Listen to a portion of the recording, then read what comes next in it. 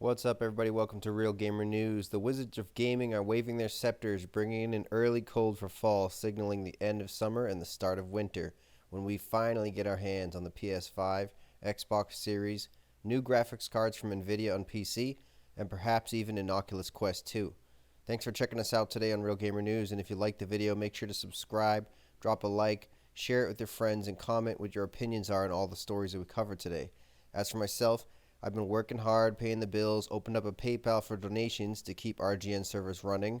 That's paypal.me/iro456. And you can check out our new streaming almost every morning at fb.gg/realgamernews. For the personal channel, we're really excited for the reopening to continue and making 2021 a year to remember.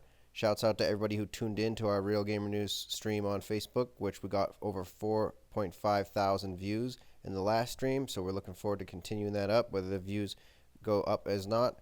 Either way, we're going to keep on doing it for you, so let's get started. Xbox Series S price and release date revealed. At $299 US, Xbox Series S is the entry-level option for next-gen console gaming, with ray tracing enabled and the same CPU as the Xbox Series X, but with less CUs for the graphics card side of the chip and no disk drive. The look of the console was shown today by Microsoft in an official reveal trailer that kept it short, simple, and sweet. Xbox Series S specs include 1440p base rendering resolution with up to 4K upscaling, 4K media streaming for on-demand Netflix, YouTube, etc., up to 120 frames per second, 120 FPS display required, of course, 512GB custom NVMe SSD with incredibly fast load times, digital only, so like I said, no disk drive, VRS support, that's variable rate shading. It only draws what needs to be drawn, and it will also do so without pop-in. VRR, variable refresh rate support, that's for displays which can actually change the frames per second on a variable refresh rate basis. And ultra-low latency technology. While it might not quite be the $199 xCloud device that we're waiting for, that's Amazon Fire TV Stick style device, but definitely is a serious value proposition for those to consider next gen. Fall is setting in, like I said, and holiday 2020 is approaching. The Xbox Series S was given a launch date of November 10th, 2020, and Xbox Canada has confirmed a launch price of $379.99 Canadian, which is almost $15 less than the direct conversion, which we appreciate by Microsoft for sure, fostering goodwill with Canadian consumers. This will be the cheapest way to get a fully working ray tracing console compatible with the next 5 or so years of gaming and possibly more. Let us know in the comments if you're going for the Series S instead of the PS5 or a PC, especially knowing we may see a PS5 Pro or similar Xbox refresh after just a few years. Xbox Series X price revealed. The more powerful version of Xbox next-generation console gaming had its price confirmed today as part of the Xbox Series S global announcement. Xbox Series X features 12 teraflops of power, tons of high-end hardware, custom integrated circuitry, and NVMe SSD combined with 4K Blu-ray drives. There's an option through credit approval financing called Xbox All Access in USA, which will allow American gamers to pay $25 per month to own the Series S or $35 per month to own the Series X. For more information on the Xbox Series X, check out RealGamerNewZ.com and keep it locked on our YouTube and Facebook gaming channels. Oculus Quest 2 incoming. The Oculus Quest is being delisted from retail stores, and it appears that the rumors regarding a next-gen Quest could be true. It's expected to be revealed by Facebook Reality Labs at their press conference on September 16th, 2020. Black Ops Cold War revealed tomorrow. At 10 a.m. Pacific Time on September 9th, 2020, gamers will be granted access to the Black Ops Cold War worldwide multiplayer reveal digital event. Streamers have been playing a ton of the game under NDA, non-disclosure agreements, and are not able to show footage yet, but they will be soon. Dr. Disrespect and others have claimed that it feels like the best COD title ever in terms of gameplay. Dr. Disrespect is also a game designer who has worked in various titles, both hands-on and in advisory roles as well. Be sure to tune in to the reveal and get ready for the next chapter in Call of Duty history, launching in just 69 days. The new multiplayer game will share progression with Call of Duty Warzone, while its single-player campaign hasn't even released yet and is already drawing some controversy over its depiction of human shields, according to ESRB posted ratings. terminal map added to Call of Duty Mobile.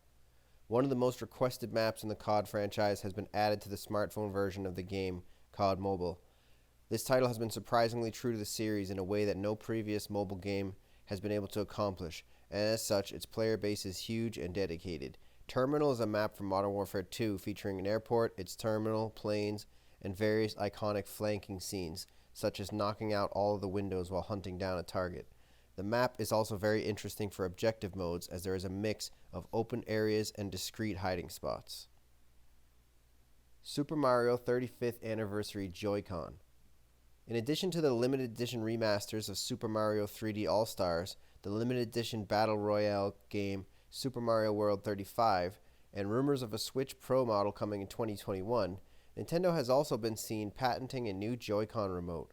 Speculation on a patent filed regarding the Nintendo figure of a solo Joy-Con, not pair, has led to the conclusion that this device could be sold as a Super Mario 35 Anniversary Edition Joy-Con for use in Super Mario Galaxy's Co-Star mode, since Nintendo Switch Lite users have no motion sensor otherwise and no ability for a second player to play with detached controls. A Foxtail IndieSpotlight update. A Foxtail is a pixel art platformer by Danny Preet of Nottingham, UK, and was featured on our RealGamerNewZ YouTube channel's IndieSpotlight segment ahead of its Kickstarter release. With 22 days left to go, A Foxtail has surpassed a quarter of its funding goal so far, with 190 backers, and has raised £3,772 of its £15,000 goal. That's $19,500 approximately in US. Check it out now in the links in our description and don't miss out on some incredible perks in the Kickstarter tiers. Happy birthday Megaran, and thanks for the new music. Hip-hop and video games legend Raheem Jarbo, aka Random, aka Megaran, has been consistently dropping new music online, even during his birthday. We are planning to take a closer look at these works on the John Iro Vlogging YouTube, as well as on the RealGamerNewZ YouTube, but for now, make sure to head over to megaranmusic.com and show some support for Real Gamer Fam and Real Hip Hop today. Cyberpunk 2077 single player has no microtransactions. According to CD Projekt Red, headlines are being overblown to misrepresent recent comments about their game from insiders and developers at the studio. According to their new statement, the multiplayer for Cyberpunk 2077 is a separate game with potential monetization that has been designed to feel good for players, according to the developer who claimed it to be not aggressive. CD Projekt Red also maintained that their promise to the single-player game is true and will not feature any microtransactions at all, and that they plan to release free DLC as well as potentially paid expansion packs if the game is popular enough to justify it. Zone of the Enders copyright refreshed by Konami. While Zone of the Enders, the second Mars quietly goes for bargain bin prices on PS4 via Amazon, Hideo Kojima has moved on to bigger, different things. While allegedly working out an agreement with Konami and Sony to produce Silent Hills, we've also seen Death Stranding released to mixed reviews due to its immersion-centric abstractism approach. Konami has now renewed the copyright and trademarks associated with the Zone of the Enders series, and some fans are foaming at the mouth for what it could mean. Unfortunately, Konami is a company which has been run by a dynasty that's in its decaying stage. This unpredictable, reprehensible corporation may or may not be able to produce any games of substantial quality at this time, despite their stellar history of blockbuster franchises. But for those who still have hope, this could be a first step towards the right direction. NVIDIA reveals RTX 3070, 3080, and 3090. Experts still have to get their hands on next-gen game consoles and graphics cards from NVIDIA before the final power measurements should be taken seriously about all these products. But according to Linus Tech Tips of Vancouver, the partnership between Samsung and NVIDIA has eliminated the need for higher pricing seen when NVIDIA was uncertain with TSMC production. This generation of graphics card is being hailed as the best offer available to gamers in decades. NVIDIA will be largely taking a dive on pricing in their new 3000 series GPU lineup. With a significantly powerful lineup and RTX On no longer being a burden, these graphics cards severely undercut their last-gen counterparts, and in some cases, for as little as half the price. Some features of next-gen RTX GPUs include PCIe 4.0, upgraded tensor cores, double the CUDA cores, direct storage support, Xbox's NVMe SSD replaced in Windows, G6X, GDDR6X on 3080 and above, and a new 12-volt power connector. Using the Ampere architecture, new Samsung 8nm N process, the RTX 3070 comes in with 8GB GDDR6, while the RTX 3080 comes in with 10GB G6X. They'll debut for $499 plus and $699 plus US dollar, respectively. 4K shadow play with ray tracing is expected to be supported with both new cards. There's also NVIDIA Broadcast, which uses tensor cores for AI calculations that automatically remove background noise and images during streaming without a green screen and in very high quality.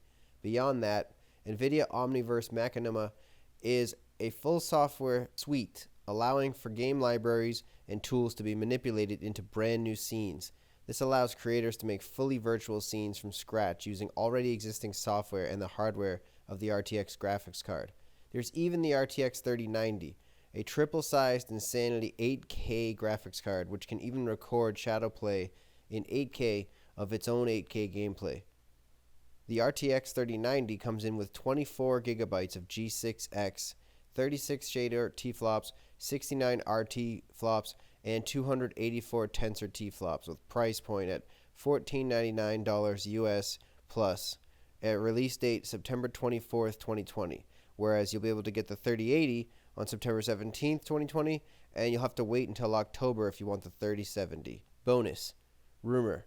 Square Enix has allegedly rigged Marvel Avengers reviews. A post that has now been deleted from Game Reactor shows accusations that Square Enix has requested a pan-European rating from their outlets in Europe, indicating that they expect all outlets to achieve the same review score. We've included a link below to the Google cache of the deleted blog post and the sources of who are reporting on this. Take this with a grain of salt, it is just a rumor, but we have seen strange activity before, such as large review groups and paid review copies ended up with the same review score. So until next time, keep it real and keep it gaming. Peace. Thanks for checking out Real Gamer News today. If you liked the video, hit the like button. Subscribe if you're new here. Ring the bell if you feel like it. We don't care. It's all up to you. Hit up RealGamerNewZ.com for the full list of everything you've seen here today. And until next time, keep it real and keep it gaming. Peace. Thanks for checking out today's video. Like and subscribe and ring the bell notification so you don't miss out on future videos. Peace.